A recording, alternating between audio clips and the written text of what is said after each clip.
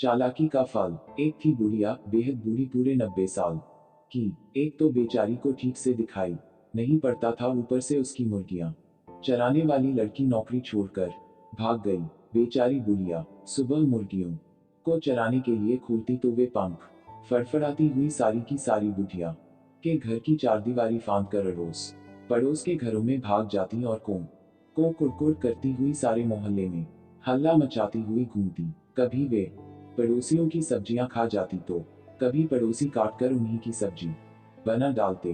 दोनों ही हालतों में नुकसान बेचारी बुढ़िया का होता। जिसकी सब्जी बर्बाद होती वह बुढ़िया को भला बुरा कहता, और जिसके घर में मुर्गी पकती उससे बुढ़िया की हमेशा की दुश्मनी हो जाती। हार कर बुढ़िया ने सोचा कि बिना नौकर के मुर्गियां पालना उसकी जैसी कमजोर बुढ़िया के बस की बात नहीं। भला वो कहाँ तक डंडा लेकर एक एक मुर्गी हाँकती फिरे। जरा सा काम करने में ही तो उसका दम फूल जाता था, और बुढ़िया निकल पड़ी लाठी टेकती नौकर की तलाश में। पहले तो उसने अपनी पुरानी मुर्गियां चराने वाली लड़की को ढूंढा, लेकिन उसका कहीं पता नहीं लगा। यहाँ तक कि उसके माँ बाप को भी नहीं मालूम था कि लड़की आखिर गई तो गई कहाँ। नालायक और दुष्ट लड़की, कहीं ऐसे भी भागा जाता है। न आता न पता, सबको परेशान करके रख दिया।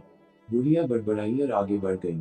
थोड़ी दूर पर एक भालू ने बुढ़िया को बड़बड़ाते हुए सुना तो वह घूमकर सड़क पर आ गया और बुढ़िया को रोक कर बोला, बू अर्रफ बुढ़िया नानी, नमस्कार। आज सुबह सुबह कहाँ जा रही हो? सुना है तुम्हारी मुर्गियां चराने वाली लड़की नौकरी छोड़कर भाग गई है। न हो तो मुझे ही नौकर रख लो, खूब देखभाल करूंगा तुम्हारी मुर्गियों की। अरे हटो, तुम भी क्या बात करते हो? बुढ़िया ने खिसिया कर उत्तर दिया, एक तो निरे काले मोटे बदसूरत हो, मुर्गियां तो तुम्हारी सूरत देखते ही भाग खड़ी होंगी।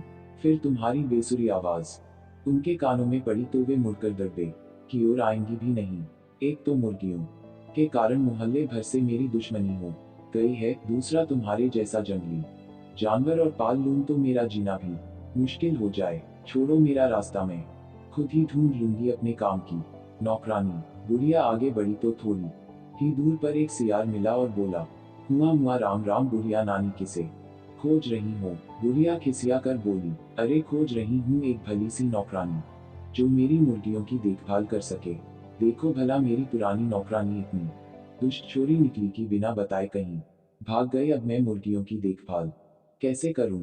कोई कायदे की लड़की बताओ जो 100 तक गिनती गिन सके, ताकि मेरी 100 मुर्गियों को गिनकर दड़बे में बंद कर सकें। यह सुनकर सियार बोला, हुआ बुढ़िया नानी, ये कौन सी बड़ी बात है? चलो अभी मैं तुम्हें एक लड़की से मिलवाता हूँ, मेरे पड़ोस में ही रहती है, रोज जंगल के स्कूल में पढ़ने जाती है, इसलिए 100 तक गिनती उसे जरूर आती होगी। अकल भी उसकी खूब अच्छी है, शेर की मौसी है वो, आओ तुम्हें मिलवा ही दूं उससे। बुढ़िया लड़की की तारीफ सुनकर बड़ी खुश होकर बोली, जुग जुग जियो बेटा, जल्दी बुलाओ उसे, कामकाज समझा दूं, अब मेरा सारा झंझट दूर हो जाएगा। लड़की मुर्गियों की देखभाल करेगी और मैं आराम से बैठकर मक्खन बिलोया करूंगी। सियार भाग कर गया और अपने पड़ोस में रहने वाली चालाक पूसी बिल्ली को साथ लेकर लौटा। पूसी बिल्ली बुढ़िया को देखते ही बोली, म्याऊं बुढ़िया नानी नमस्ते, मैं कैसी रहूंगी तुम्हारी नौकरानी के काम के लिए? नौकरानी के लिए लड़की जगह बिल्ली को देखकर बुढ़िया चौंक गई, बिगड़ कर बोली, हे भगवान, कहीं जानवर भी घरों में नौकर हुआ करते हैं? तुम्हें तो अपना काम भी सलीके से करना नहीं आता होगा, तुम मेरा काम क्या करोगी? लेकिन पूसी बिल्ली बड़ी चालाक थी, आवाज को मीठी बनाकर मुस्कुराकर बोली, अरे बुढ़िया नानी, तुम तो बेकार ही परेशान होती हो, कोई खाना पकाने का काम तो है नहीं जो मैं न कर सक।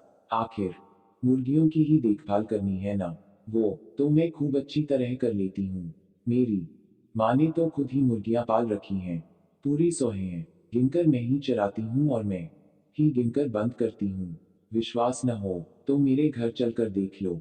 एक तो पूसी बिल्ली बड़ी अच्छी तरह बात कर रही थी, और दूसरे बुढ़िया काफी थक भी गई थी, इसलिए उसने ज्यादा बहस नहीं की और पूसी बिल्ली को नौकरी पर रख लिया। पूसी बिल्ली ने पहले दिन मुर्गियों को दड़बे में से निकाला और खूब भाग दौड़ कर पड़ोस में जाने से रोका। बुढ़िया पूसी बिल्ली की इस भाग दौड़ से संतुष्ट होकर घर के भीतर आराम करने चली गई। कई दिनों से दौड़ते भागते बेचारी काफी थक गई थी तो उसे नींद भी आ गई। इधर पूसी बिल्ली ने मौका देखकर पहले ही दिन 6 मुर्गियों को मारा और चट कर गई। बुढ़िया जब शाम को जागी तो उसे पूसी की इस हरकत का कुछ भी पता न लगा। एक तो उसे ठीक से दिखाई नहीं देता था और उसे 100 तक गिनती भी नहीं आती थी। फिर भला वह इतनी चालाक पूसी बिल्ली की शरारत कैसे जान पाती। अपनी मीठी मीठी बातों से बुढ़िया को खुश रखती और आराम से मुर्गियां चट करती जाती। पड़ोसियों से अब बुढ़िया की लड़ाई नहीं होती थी क्योंकि मुर्गियां अब उनके अहाते में घुसकर शोरगुल नहीं करती थी। बुढ़िया को पूसी बिल्ली पर इतना विश्वास हो गया कि उसने मुर्गियों के दड़बे की तरफ जाना छोड़ दिया। धीरे धीरे एक दिन ऐसा आया जब दड़बे में 20-25 मुर्गियां ही बची। उसी समय बुढ़िया भी टहलती हुई उधर ही आ निकली। इतनी कम मुर्गियां देखकर उसने पूसी बिल्ली से पूछा, क्यों री पूसी, बाकी मुर्गियों को तूने चरने के लिए कहाँ भेज दिया। पूसी बिल्ली ने झट से बात बनाई, अरे और कहाँ भेजेंगी बुढ़िया, नानी सब पहाड़ के ऊपर चली गई हैं। मैंने बहुत बुलाया लेकिन वे इतनी शरारती हैं कि वापस आती ही नहीं। ऑफ ये शरारती मुर्गियां। बुढ़िया का बड़बड़ाना फिर शुरू हो गया। अभी जाकर देखती हूँ कि ये इतनी ढीठ कैसे हो गई हैं। पहाड़ के ऊपर खुले में घूम रही हैं। कहीं कोई शेर या भेड़िया आ ले गया तो बस। ऊपर पहुंचकर बुढ़िया को मुर्गियां तो नहीं मिली सिर्फ उनकी हड्डियां और पंखों का ढेर। बुढ़िया को समझते देर न लगी कि यह सारी करतूत पूसी बिल्ली की है। वो तेजी से नीचे घर की ओर लौटी। इधर पूसी बिल्ली ने सोचा कि बुढ़िया तो पहाड़ पर गई, अब वहां सिर पकड़कर रोएगी, जल्दी आएगी नहीं। तब तक क्यों न मैं बची बचाई मुर्गियां भी चट कर लूं। यह सोचकर उसने बाकी मुर्गियों को भी मार डाला। अभी वह बैठी उन्हें खा ही रही थी कि बुढ़िया वापस लौट आई। पूसी बिल्ली को मुर्गियां खाते देखकर वह गुस्से से आग बबूला हो गई और उसने पास पड़ी कोयलों की टोकरी उठाकर पूसी के सिर पर दे मारी। पूसी बिल्ली को चोट तो लगी ही, उसका चमकीला सफेद रंग भी काला हो गया। अपनी बदसूरती को देखकर वह रोने लगी। आज भी लोग इस घटना को नहीं भूले हैं और रोती हुई काली बिल्ली को डंडा लेकर भगाते हैं।